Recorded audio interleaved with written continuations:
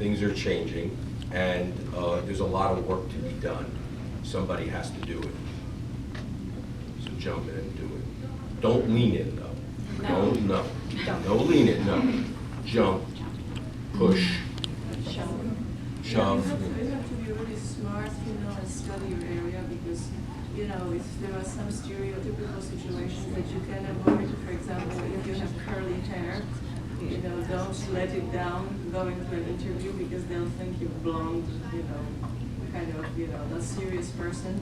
Because you have to be successful, you have to deal with the perceptions. So put it in a bun, Don't use very red lipstick if you're wearing lipstick, and don't count on the makeup to kind of make it for you. So there are lots of, it's a very kind of, delicate area where you have to balance, like, being yourself, being, pretty and this and that, and appearing professional, and never ever giving in to the pressure, oh, she's aggressive, that's a bad thing.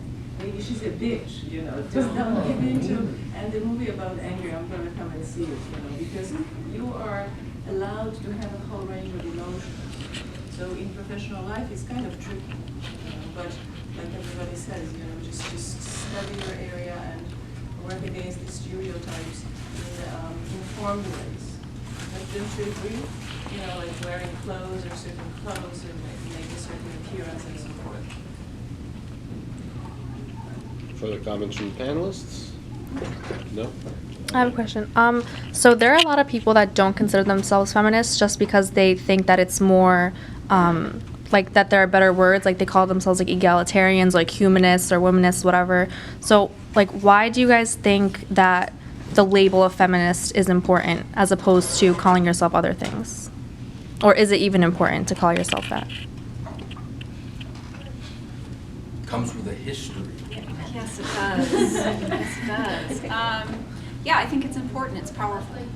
It's really powerful, and it doesn't.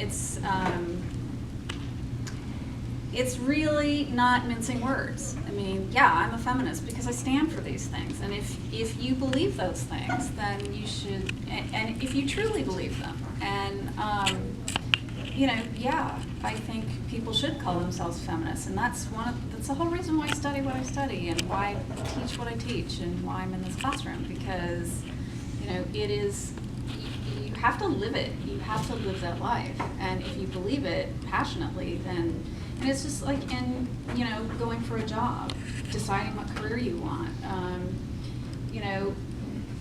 You are in control of what's going to happen to you up to a certain point, right? I mean, you control your decisions, and saying you're a feminist and really embracing that is empowering. It's really empowering because it's like coming out. Yeah, I'm a feminist, and I'm proud of it, and that people see that. I've seen that with this club. I was shocked with this club. I did not think this club would actually get off the ground. And now it's oh my God, this club is so much work. But it's because a handful of students came together and cared about it and felt we're passionate about it. And look at how many people are here. So yeah, it's powerful, and I am for the first time really seeing it in action with young people, and it's such a privilege to see that. So it is important, very important. So, yeah. Do you think that there's a better approach that we can take as far as educating the mass, like today's generation, as far as feminists and what feminism stands for? Do you think there's a possible better approach we can go upon as far as educating everybody about it? Or do you think the approach we've been taking is a good approach? I can do it. I think there are a lot of different approaches. And for a while it was sort of silent, especially like in the 80s. Brian O'Rourke, all that was great. But I think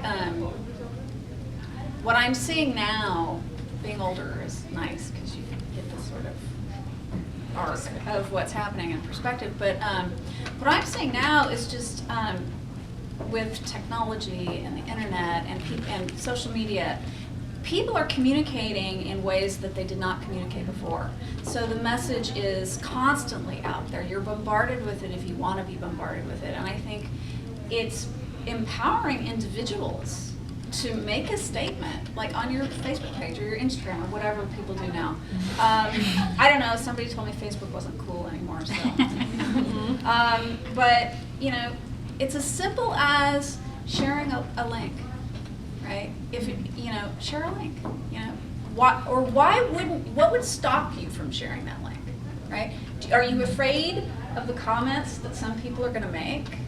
Well, are you afraid to confront that? Well, then if you are, then you have to turn inward and say, okay, what am I doing? What can I do? How can I sort of deal with this? And I mean, I think it comes down to the individual level, and just practice it in your daily life, you know, and be clear about it, and be informed, and confront it when you see it.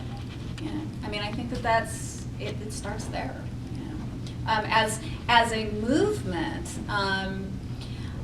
I don't know, because the dynamic of communication and movements themselves is so fluid right now. It's really fascinating, particularly as an historian. It's fascinating to study it and look at it and watch it happen. But just engage and come to panels and join clubs and talk and share. It's really important. I want to tag something to what Professor Eubank was saying. I think actually, although it's scarier to talk to people in person, it can actually be more effective than sharing a link. Because if you share a link, it's really easy for them to flame you from the the anonymity of the internet.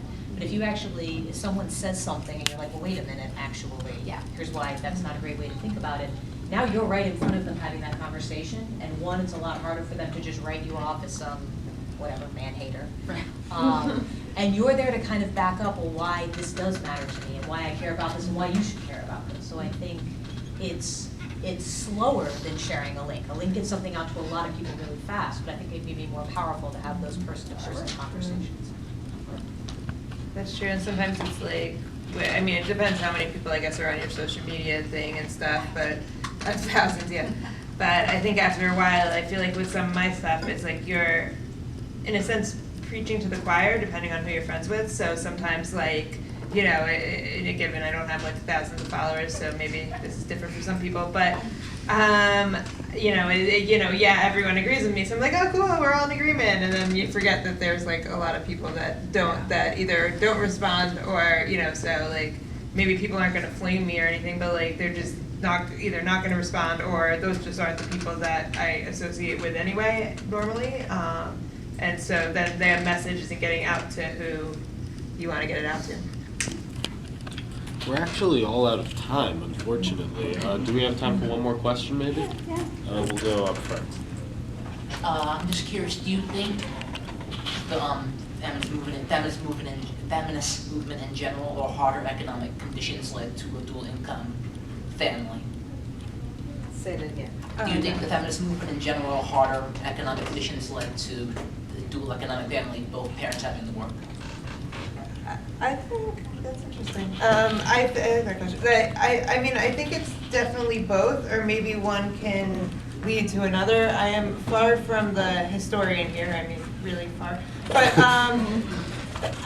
even when the men were going to war, right, back, and then that's when the women started to get involved in other fields of work, right, which then led to, which then would sort of increase then the feminist movement, while at the same time, there was no other choice. So when there is no other choice, and now women are, getting involved in things they weren't go before, I think it's like a two-way street, sort of.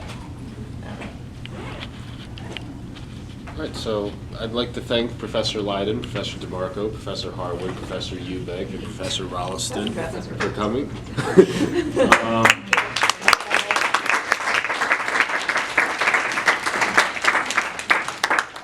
More importantly, I'd like to thank you all for being here to shed some light on what feminism really is and spread the word.